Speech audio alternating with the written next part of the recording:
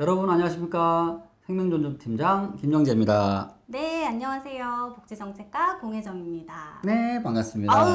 아니 오늘 왜 이렇게 가을 하시게 입고 그러게 오셨어요? 말해요. 가을이 왔는데 또 네. 가려고 그래요. 금방 겨울이더라고요. 그러니까 갑자기 왜 이렇게 추워지는 거예요? 너무 추워요. 그래가지고 정말 감기 오기도 하고 네. 그렇게 참 또 아쉽고 낙엽도 아직 못 봤는데 네.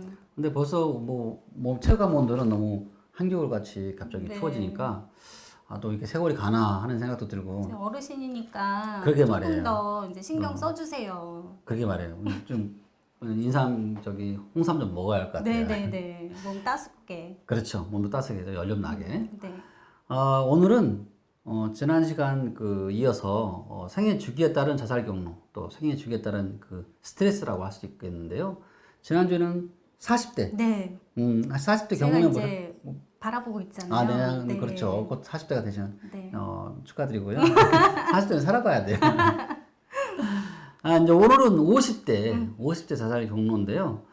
20대, 30대는 생애 스트레스가 똑같았잖아요. 네. 그래서 20대는 연애 문제, 30대는 직업 관련 문제, 직장에서의 스트레스 이런 것들이 이제 스트레스였는데 40대부터는 남녀가 달라졌죠. 확연히 차이가 있더라고요. 그래요. 남자는 이제 경제적인 문제 네. 때문에 스트레스를 받아갖고 이제 자살을 많이 하셨었는데 여자분들은 경제적 문제지만 심리적인 게 그렇죠. 크셨죠. 또 대인 관계 깜짝 놀랐어요. 이렇게 여자분들은 수다를 많이 떠니시고 얘기를 많이 하는데 대인 관계에 좀 문제가 있을 줄은 정말 몰랐거든요. 그래서 아마 시댁 관계라든가 이런 가족 관계에서 어떤 스트레스를 많이 받지 않나 이런 생각이 듭니다. 네.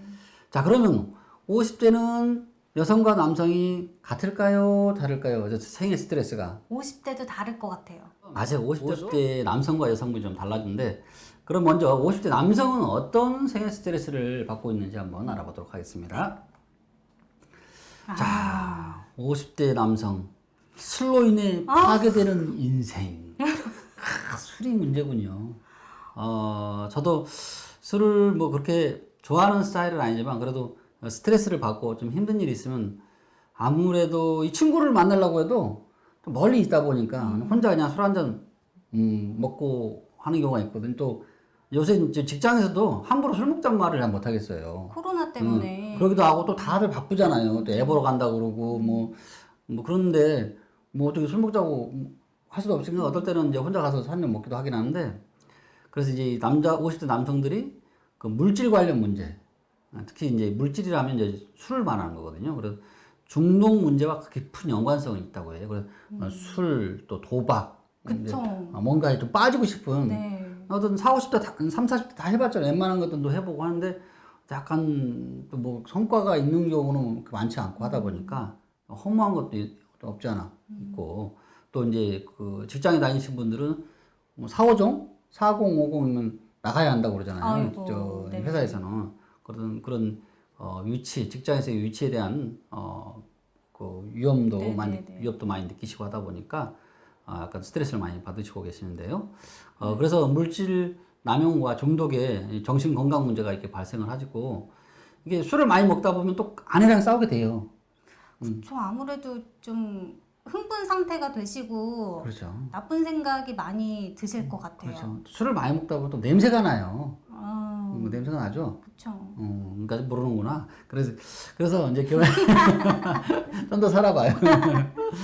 경제 활동이 이제 술을 많이 먹다 중단되고, 그래서 가족 간의 갈등이 막 이제 하고, 또 이제, 경제 활동이 못 하다 보니까 돈을 빌려서 쓰다 보니까 부채 문제가 발생하고. 그래서, 좀 자살 경로를 보면, 성장기 외상 경험, 이 자살하신 분들을 많이 보니까, 학대라든가 아버지의 학대라든가 가족 자살 등 이런 정신적인 외상 경험이 있고 그러다 보니까 이제 50대 때 이제 물질 중독, 술 중독에 빠지게 되고 이 술이 문제가 돼서 이제 가족 문제, 경제 문제, 직업 문제 이렇게 발생을 하는 거죠. 그러면 또 이제 술이 깨면 이제 우울해져요. 그래도 또 우울증 걸리고. 그러니까 계속 드시는 거겠죠. 우울하시니까. 그렇죠. 한번 빠져나오기 쉽죠. 그리고 우리나라는 술이 너무 흔해요. 아무데나 가서 막 밤에 새벽 2시, 3시에 막 가서 24시간 내리살 수 있으니까. 얼마큼 많이 사도 상관없고 웬만큼 해서 사도 상관없잖아요. 그러니까 우리도 저기 외국처럼 몇 시까지 딱 살 수 있는 시간 정해놓고 문을 닫아버려야 될까 봐요. 예, 좋은데 좀 조심해야 밤길 조심하세요. 이게 우리 좋아하시는 분들이 누가 술을 먹고 쫓아오면 안 되네. 그래서 하여튼 어쨌거나 좀 그런 문제가 있기 때문에 술을 좀 조심해야겠다 이런 생각이 들어요. 그러니까 여성분들은 어떨까요? 이제 50대 여성분들은 갱년기. 그렇죠. 갱년기, 이제 돌보는 스트레스, 이제 네. 뭐 자녀도 돌봐야 하고 또 이 50대 정도 되면 시아버지, 시어머니 또 어머니, 아버지가 많이 이제 연로하시게 되잖아요. 네. 보통 이제 이 정도 되면 이제 시아버지, 시어머니도 70, 80 되시고 어머니, 아버지도 70, 80 되시고 또 돌봐야 하잖아요. 그럼 마음이 좀 생기게 되니까. 그런데 또 이제 갱년기가 또 오니까 막 열이 나고 또 막 우울감도 춥고 또 드시잖아요. 그런다고 그러더라고요. 네. 근데 못 알아주고 남편은 막 왜 그러냐고 막 승질나고. 근데 그 우울감을 본인도 인지를 잘 못하시는 것 같더라고요. 저희 엄마를 보더라도 그냥. 분명 많이 다운됐는데 이 갱년기 증상에 대한 거를 그냥 너무 크게 생각하지 않으시다 보니까 오늘 몸이 많이 안 좋은가 보다 그냥 그러고 넘기시는 것 같더라고요. 그렇군요. 그래서 이제 가족 스트레스와 함께 이제 우울증 증상 또 갱년기 증상이 이렇게 나타나는데요. 맨 처음에 먼저 자살 경로의 맨 처음에 뭐냐면 외상 경험도 아니고 부부 문제, 부부 문제, 외도, 폭력, 음주 이런 문제들이 이제 자꾸 생기다 보니까 이제 아내가 이제 남편이 속을 새기니까 이게 스트레스 받으니까 이제 우울증이 걸리잖아요. 그쵸. 우울증 자살 시도 안 그래도 우울한데 또 몸도 아프네. 갱년기가 와가지고 막 몸이 예전 같지 않고 뭐 그러다 보니까 막 힘들고 그러다 짜증을 내. 그럼 또 싸우는 거잖아요. 그렇죠. 애들한테 막 남편한테 막 못하니까 또 나 애들한테 하니까 애들도 막 짜증을 내주고 막 그러다 보니까 이제 가족 간의 문제가 안 좋아지고 그러다 보니까 스트레스 너무 많이 받아가지고 자살에 이르게 된다는 안타까운 내용인데요. 네. 자, 그러면 간단하게 우리가 심리 부검 사례 한번 볼까요? 네. 이 50대 남성은 결혼 전에도 술을 좋아했어요. 그래서 충동적으로 무릎을 훼손하기도 하고 또 결혼 후에도 이제 조기 축구에다 뭐다 하고 동호회와 운동을 하고 끝나고는 빨리 집에 들어와야 하는데 또 거기서도 술을 먹고 하루 종일 술을 먹고 있는 거죠. 아니 저기 맨날 그 운동 가시면은 왜 이렇게 술을 드시는 거예요, 다들? 운동한 후에는 좀 땡겨요. 그래요? 시원한 맥주가 좀 땡기기도 하고 또 이제 이런저런 또 얘기도 하고 싶기도 하고. 근데 물론 그런 부분이 각박한 도시 사회에서 약간 그 오아시스 기능도 해요. 너무 많이만 먹지 않으면 동네 사람들을 만나고 네. 또 얘기하고 동네 돌아가는 얘기하고 그래서 조금만 건전하게만 먹으면 좋은데 술을 어떻게 먹어요? 과음. 왕창 먹잖아요. 왕창. 이 왕창 먹으니까 이게 문제가 된 거예요. 아침부터 저녁까지 먹는 거죠. 어우 대단들하시네. 그러니까 이제 그것도 한 달에 한 번이면 모르는데 매주 그러면 아내가 싫어하겠죠. 그래서 그러다 보니까 잔소리를 하면 이제 와서 싸우고 또 그 가정 불화가 생기고 술을 자주 먹다 보니까 또 이제 실업이 되고 그러다 보니까 부채가 생기고 이러다 보니까 이제 자꾸 이제 죽겠다 하니까 이제 가족들도 죽든지 말든지 신경도 안 쓰고 막말하는 거죠, 뭐. 네, 그냥 자꾸 죽으려고 시도하는데 한두 번 처음에는 깜짝 놀라지만 이게 자주 그러면 사람들이 이제 무덤덤해져가지고 뭐 자살 시도를 하든지 말든지 죽는다고 해도 죽든지 말든지 이렇게 돼버리니까 그렇게 해서 이제 결국은 자살을 하게 되었다는 내용이고요. 이 50대 여성 보면 신혼 여행지부터 남자가 뭐를 먹었어요? 술을 드셨네. 술을 먹어도 엄청 먹은 거죠. 때리셨나 봐요. 그러니까 말이에요. 신혼여행지부터 이렇게 술 먹고 사고를 쳤는데, 그러고는 이제 또 빌어요. 술 깨면. 미안해. 제정신 아니었다고 막 그러겠지. 내가 제정신이 아니었으니까 한 번만 봐줘. 안 봐줘, 이씨.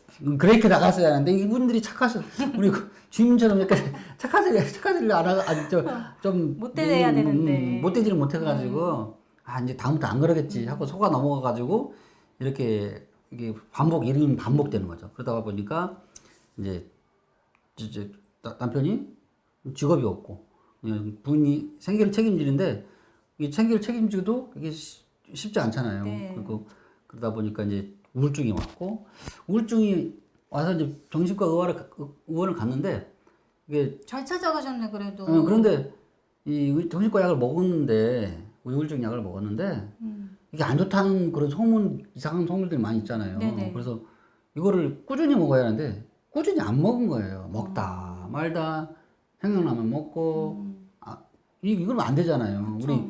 우리 그러면 약 효과가 없어요.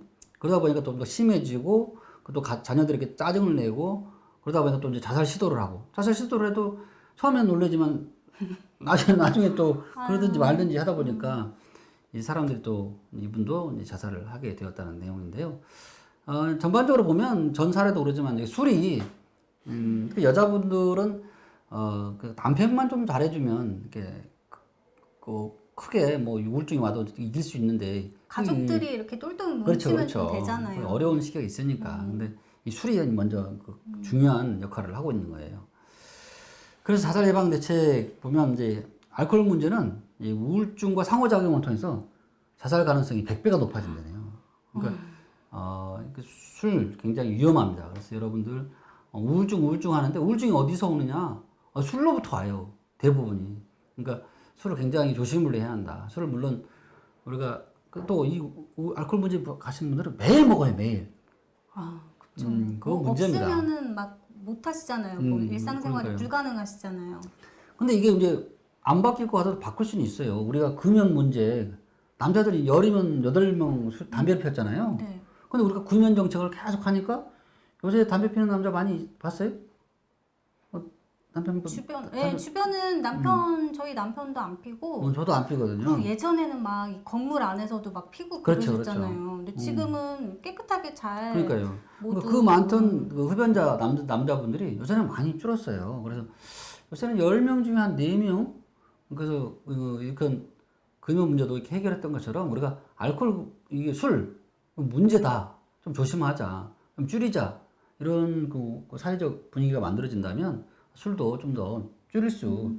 물론 이런 술 문제가 이제 술만의 문제는 아니죠. 이제 그 사람이 술을 마시게 마실 수밖에 없었던 어떤 직장 내 환경, 그 스트레스, 또 저 사업 관계, 가불간의 관계 이런 것들이 좀 더 유연하게 될 때 술도 좀 덜 마시게 되겠지만 일단은 권하는 것도 좀 덜 권해야겠다.